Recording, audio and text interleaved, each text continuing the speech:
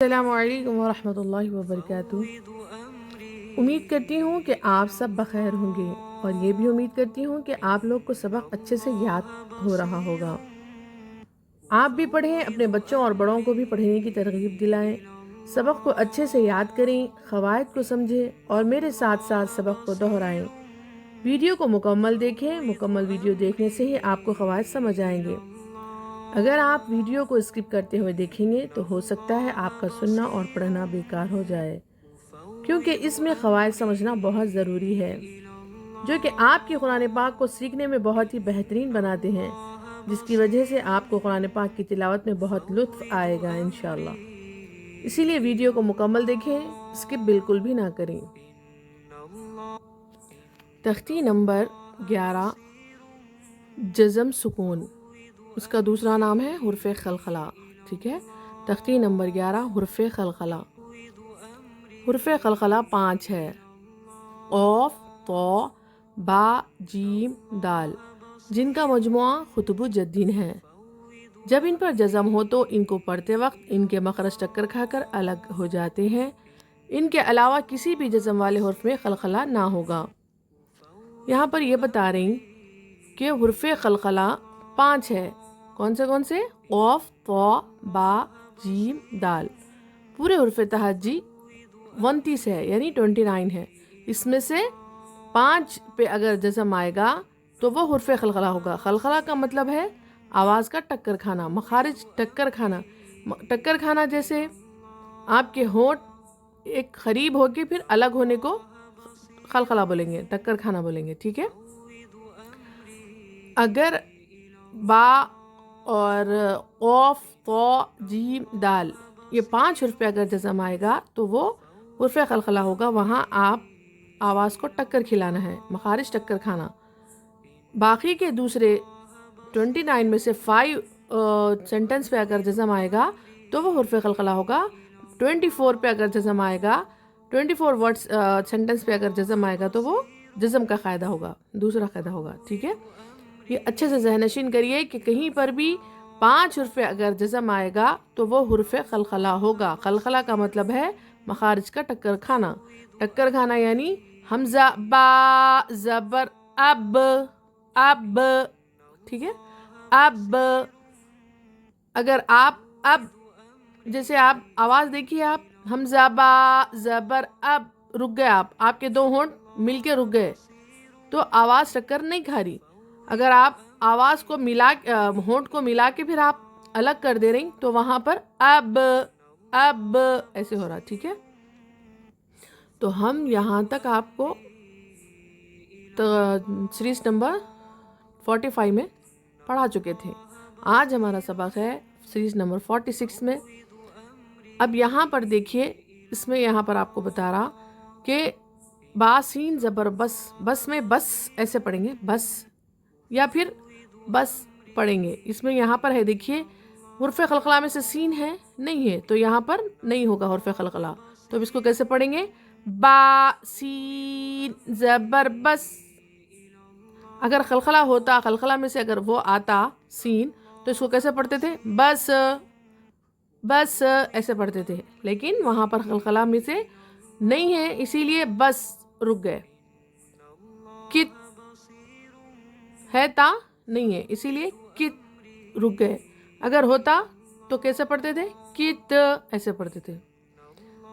جع، جیم، عین، زیر، جع، عین نہیں ہے اسی لیے جع پڑھیں۔ اب یہاں پر دیکھیے، صاد، دال زبر صد، کیوں ہوا ایسا؟ یہاں پر ہے حرف خلخلہ میں سے دال ہے اسی لیے وہاں پر مخرج کو ٹکر کھلانا ہے، صد، صد۔ اگر نہیں ہوتا تو کیسا پڑھتے تھے؟ صد، رک جاتے تھے، صد، ختم۔ اگر رہے گا تو کیسے پڑھیں گے؟ مخارج کو ٹکر کھلانا یعنی صد ایسے پڑھتے۔ نیکسٹ کیا ہے؟ غین، لام پیش غل، ٹھیک ہے لام حرف خلخلہ میں سے نہیں ہے اسی لیے غل، اگر ہوتا تو کیسے پڑھتے تھے؟ غل، ٹھیک ہے۔ تا جیم زبر تج، حرف قلقلہ میں سے جیم ہے اسی لیے مخرج کو ٹکر کھلا کر پڑھنا ہے. تج تج. ٹھیک ہے. واو ہا زبر وح، وح ہا کی آواز تو نکلنا ہے اسی لیے وح. ہا تو ہے نہیں اس میں لیکن وح ایسے پڑھیں گے. سین با زبر سب، حمزہ ہا زیر اہ، نون صاد زبر نص، لام قوف زبر لق، جیم لام پیش جل. ٹھیک ہے. یہاں پر کچھ ورڈز میں یہاں پر حرف قلقلہ ہو رہا اور کچھ میں نہیں ہو رہا، تو آپ کو یہاں پر سمجھ کے پڑھنا ہے. جہاں پر نہیں ہو رہا وہاں پر خارج کو ٹکر نہیں کھلانا ہے، اور جہاں پر ہو رہا وہاں پر پڑھتے وقت ان کے مخرج ٹکر کھا کر الگ ہو جاتے ہیں. ٹھیک ہے. میں ایک مرتبہ اوپر سے دہراتی ہوں. بس کت جع صاد غل تج وح سب اہ نص لق جل. ٹھیک ہے. سمجھ میں آیا ہوگا آپ لوگوں کو. ابھی نیچے کیا ہے؟ Third line. اب یہاں پر دیکھیے حرف قلقلہ ہے اور جزم دونوں میں کیسے پڑھنا ہے. ایک میں قلقلہ کا سینٹنس آیا ہوا ہے، ایک میں نہیں ہے، تو اب اس کو کیسے پڑھنا ہے؟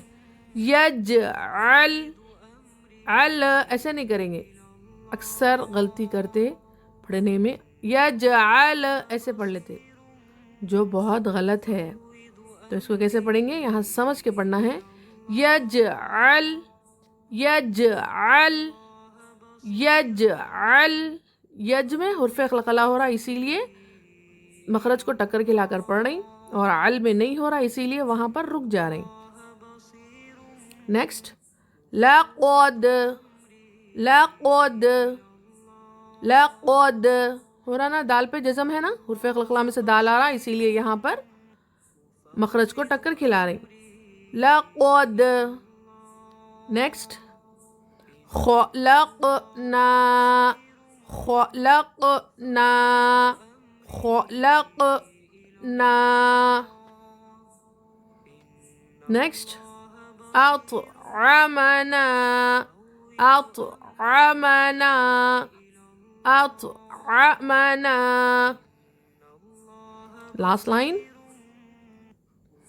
نقعن، نقعن نقعن.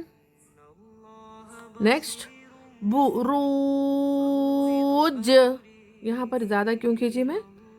دیکھیے یہاں پر اسی لیے کہ با پیش بو ہے، را پہ را کے ساتھ واو ملا رہے، را واو پیش رو، بو رو. اب جیم باقی ہے تو جیم پہ بھی جزم ہے، تو اس کو کیسے ملائیں گے؟ را واو جیم تینوں کو ملا لیں گے، ملا کے ہجے کریں گے. بروج، بروج. جیم پہ جزم ہے، جیم حرف قلقلہ میں سے ہے، ہاں ہے، تو کیا ہو رہا ہے یہاں پر قاعدہ؟ حرف قلقلہ. تو ان کو پڑھتے وقت ان کے مخرج ٹکر کھا کر الگ ہو جاتے ہیں. بروج. نیکسٹ سیم بروج کی طرح ہی پڑھنا ہے اس کو، کیونکہ یہاں پر بھی ہا یا تو، یا اور تو پہ جزم ہے، تو ہا کے ساتھ یہ دو حرف کو پڑھتے ہوئے پڑھنا ہے. محیط، محیط محیط. تو پہ دیکھیے حرف قلقلہ میں سے تو ہے، ہاں ہے، تو اسی لیے یہاں پر قلقلہ ہو رہا. محیط. نیکسٹ اہدینا، اہدینا اہدینا. چلیے میں بروج کے ہجے کروں گی. با پیش بو، را واو، جیم پیش روج، بروج. बा पेश बू में हरकत, पेश को हरकत कहते हैं।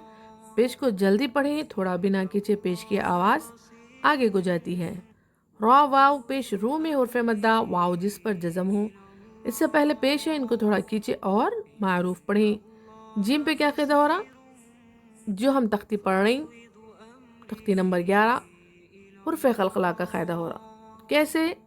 हुर्फ क़लक़ला में से यहाँ पर जीम आ रहा, तो सेम आपको यहाँ से बोलना है पूरा। हुर्फ क़लक़ला में से इतना बोलना है कि आपको हुर्फ क़लक़ला में से जीम आ रहा। जब इन पर जज़म हो तो इनको पढ़ते वक्त इनके मखरज टक्कर खाकर अलग हो जाते हैं। इनके अलावा किसी भी जज़म वाले हुर्फ में क़लक़ला ना होगा। ठीक है, इतना आपको बोलना है। एक मरतबा मैं ऊपर से दोहरा लूँगी। बस कित जिर स्वाद गुल तज।